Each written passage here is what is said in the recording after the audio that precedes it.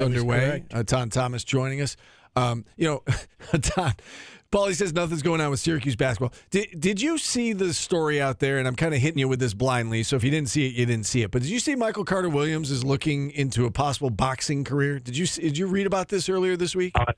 I did. I enjoy watching him commentate and give his opinions and breakdowns on the games on college basketball. But I did not know that this was the direction he was taking. So it was a little bit surprising. Yeah, surprised us all. You can speak to that a little bit, certainly. I mean, you played at a high level for so long. When you retire from the game, do you have to replace that competition with something like, I don't know, if you're a golfer or if you have another sport that you play on the side, do you have to try and replace that when you're without it, when you don't have that adrenaline rush on a night in and night out basis? Well, it kind of depends on the person. So, I played with MJ, Michael Jordan. Sure. And he was competitive with everything. Like right now, on a golf course or whatever it is, it's always a competition. So I've never really seen anybody do it to that level like he does, literally. But no, I guess it depends. You have to find a passion, another passion. And for different people, it's different things. But yeah, no, like I said, I guess it shocked everybody else. I didn't think that was the direction he was going to go. But hey, more power to him. Was that a thing for you? Did you find yourself missing that adrenaline rush night in and night out, or was it not a big deal for you when you retired? It's just okay, that phase of my life's over, and on to the next thing. Yeah, kind of more. That phase of my life was over. You know what I mean? Yeah. On to the next. I do a lot of writing, do a lot of speaking, and so I get to the adrenaline that way.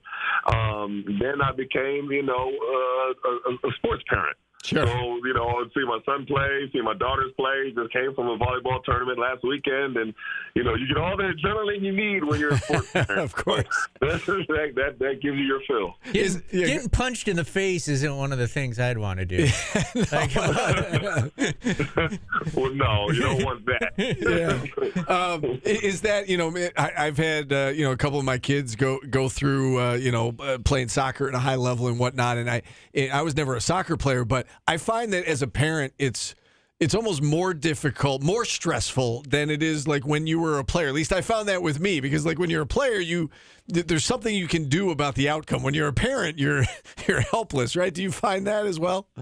Oh, definitely. And each kid is different, so their forms of motivation is different. You know what I mean? How they react to a good game or a bad game is different. And you then have to really learn your kids and say, okay, I can't be the way I am with this kid than I am with this kid, because they're not going to respond the same way. So it's fun. But yeah, no, especially with volleyball, anybody that knows about travel volleyball, it's a whole different animal. So really, by the third day, you're just exhausted. You know what I mean? You just look like, whatever's going to happen, can we just finish so we can go home? You know what I mean? Sure. And all the parents are just completely worn out. You're also a father of a kid who's in the transfer portal right now, and you probably get to see a side of this that a lot of us don't, and you don't have to go into specifics of what teams and where, but what has that process been like for you guys? Is it like high school again, or is it completely different recruiting this time? It's a little bit different because now you know a little bit more, and everything's kind of changed, so you kind of can sift through the BS a little bit easier, and so it's really apparent. And, it's interesting because when you start hearing coaches talking, within the first 10 seconds, you know if it's BS or not. And I think that's the part. And as different, parents are talking and they're kind of having the same kind of experiences, it's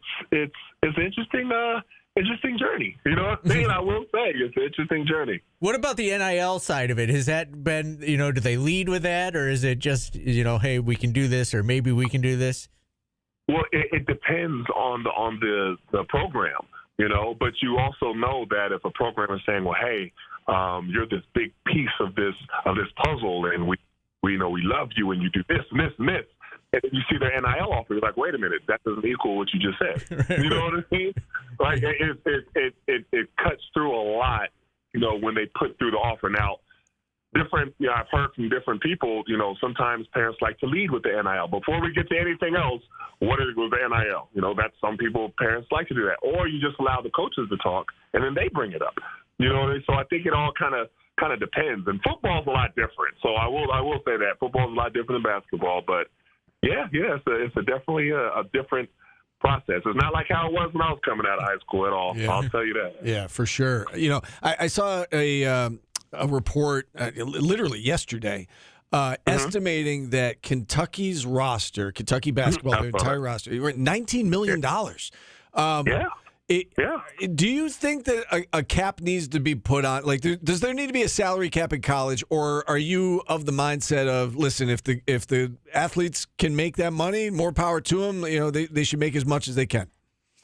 So I'm of the mindset that unless you're going to put a cap on the coaches, I don't think there's any reason to put a cap on the players. To be honest with you, I think that each program is ran differently. Each program has a different set of resources and capital that they can utilize for players or for the entire program.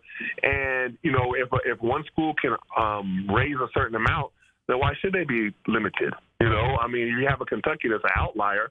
I saw that roster, and that was absolutely ridiculous that they're spending that much money, and probably still not going to win a championship. But that's the direction that they're choosing to go to. But no, I don't. I think that it should be an open market. That's my personal opinion. Yeah, I mean, just when you see it on paper, though, you're like, wow, they're paying $19 million on a roster. And as you said, there's no guarantee. Yeah, go ahead. No, but it's interesting though, because I remember before when with me and Devo, he kept saying that no, $5 million is not enough. In order for us to be competitive, we have to. And if you would have seen how the fans were responding to him and saying, no, you're out of your mind, you don't know what you're talking about, $5 million is plenty. And Devo kept saying, no, I'm telling you, it's not. Like, we look at what other teams are spending. You're going to see more and more teams that really want to be competitive. They're going to be spending upwards and way past $5 million, and we're going to lose players to them. So unless you want to be in the same position that we were in this year, we're going to have to get our NIL situation straight. And, I think people are seeing it a little bit more now. Yeah, I think St. John's another program that's in the double digits already, and they're not done yet. It's you're right. I mean, the price tag is kind of getting out of control here. Well, we were talking to NIL guys here at Syracuse who said $10 million is probably what you got to do to get to it, and that's not even close to where you still haven't even caught up with Kentucky and come close. It's crazy. Yeah, and Kentucky's an outlier though, so most places aren't where Kentucky is. Yeah, you have to make sure of that. But that's.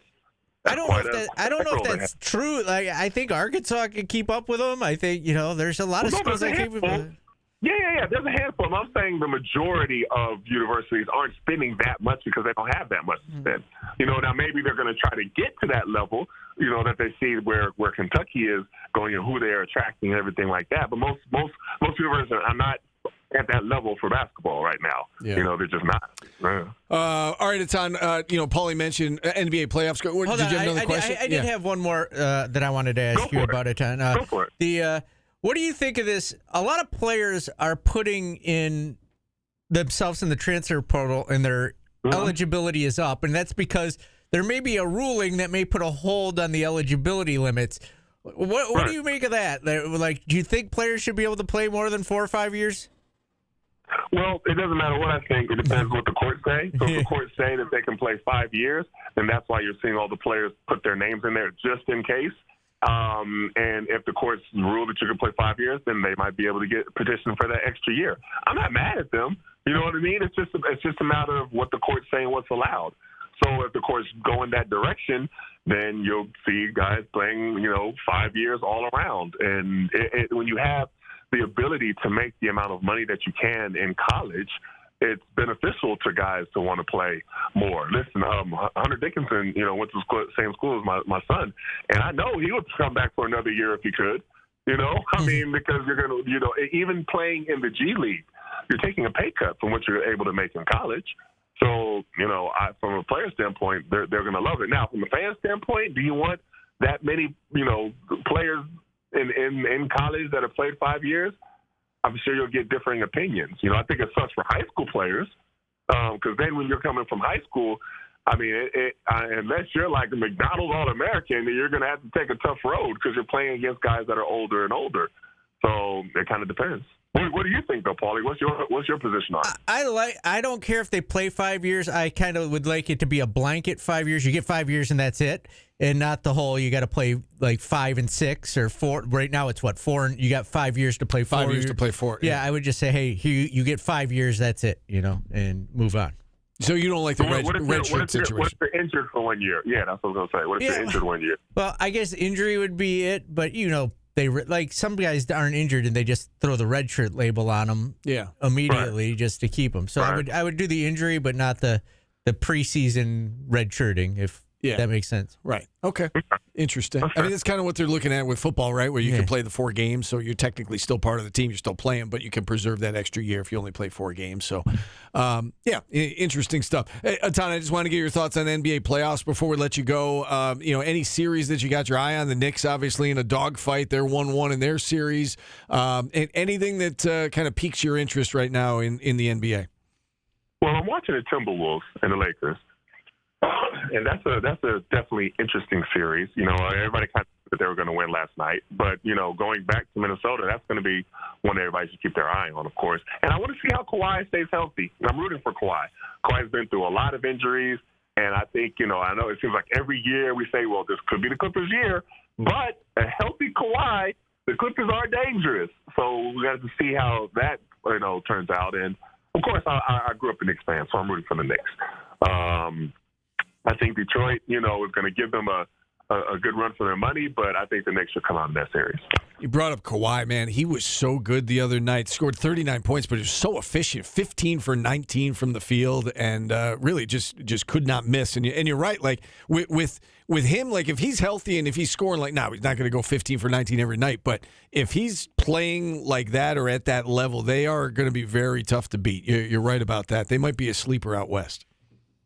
Oh, I definitely agree. And I see them beating Denver. As long as he stays healthy. That's a caveat that you just got to keep saying.